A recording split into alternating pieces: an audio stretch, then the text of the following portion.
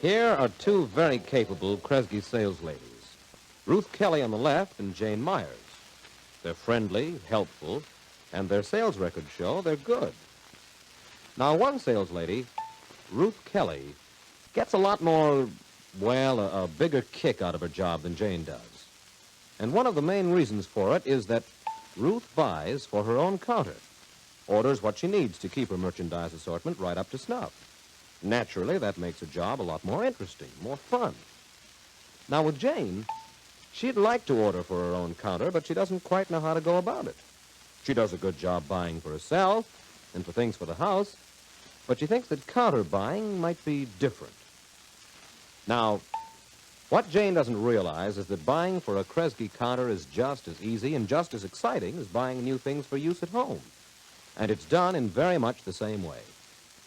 For example, at home, when Jane gets ready to shop for groceries, she does what most of us do, makes out a shopping list. She checks over the items usually needed from the store. Butter, let's see, does she need butter? Jane looks to see how much butter is on hand. She thinks about whether or not this is enough to last until she goes shopping again.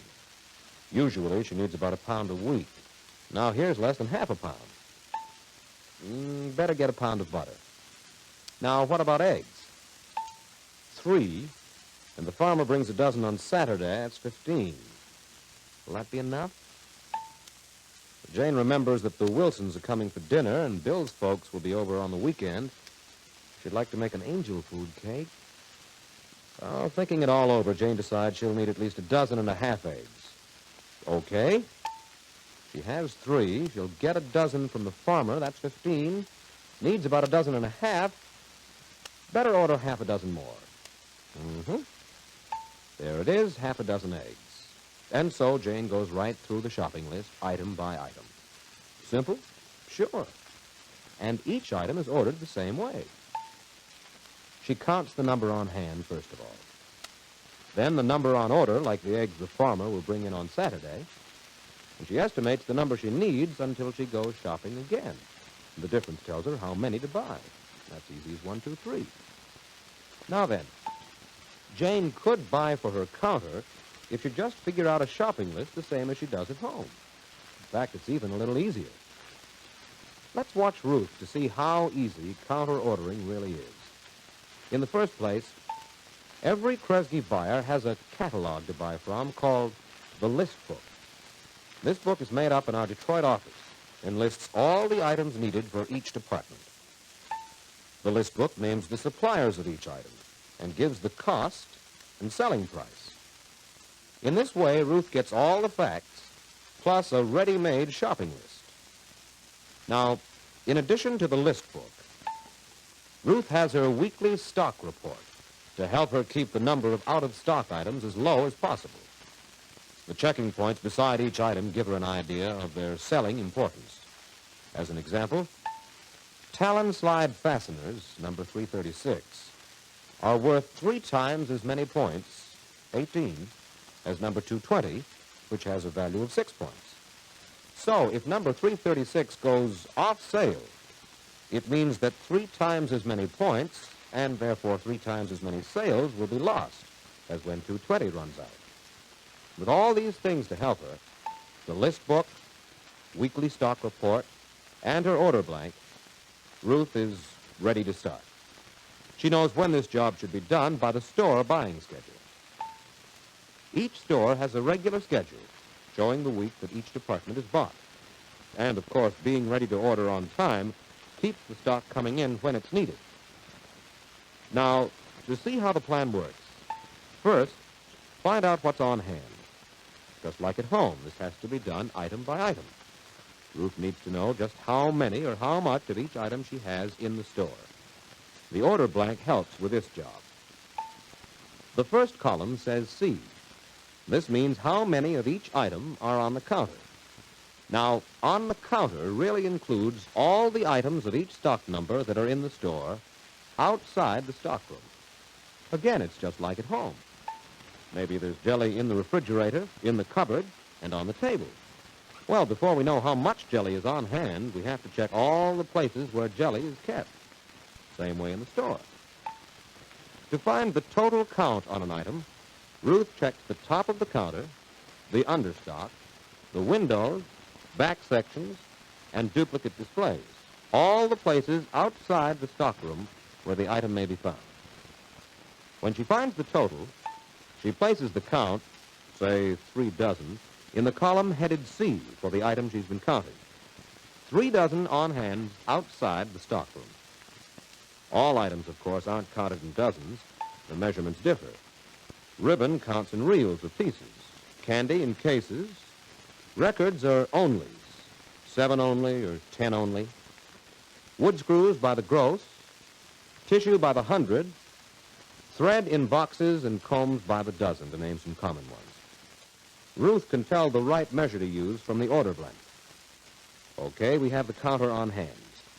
Next, Ruth counts the total items of the same kind and number in the stockroom and writes the correct number, say 1 dozen, on her order blank under the column marked SR, stockroom. 1 dozen in the stockroom. Now, with 3 dozen taken as counter stock, plus the 1 dozen in the stockroom, the total OH, or total on hands in the store for the item, is 4 dozen. Well, now comes one of the most interesting parts of the ordering job. Ruth places her order blank on the list book, like this, exactly even item for item. She notices that 30 days ago, there were 9 dozen on hand. Today, she has counted a total of 4 dozen on hand. How many have been sold then in the last 30 days? That's right, 5 dozen. So Ruth places the figure 5 in the last column, marked 30-day TO, turnover. The difference in the amount on hand 30 days ago and now shows they've sold 5 dozen. Now, Ruth checks the on-order column. 2 dozen are already on order, but not received according to her records. This means that she'll have a total on order and on hand of how many during the next 30 days? She has 4 dozen total on hand, plus 2 dozen on order. So she'll have 6 dozen total on order and on hand for the next 30 days. Okay, now figuring just 30 days ahead isn't quite enough. Allowance has to be made for delivery time. To be sure that stocks are kept complete, Kresge sales ladies figure 60 days ahead, like this. The 30-day turnover, or the number sold during the last 30 days, is 5 dozen. Now, at this rate, how many will Ruth be apt to need for 60 days, or twice as long? 2 times 5, or 10 dozen she'll need for the next 60 days. And she has 6 dozen on order and on hand right now. So the question is, how many more should she order? That's right, 4 dozen.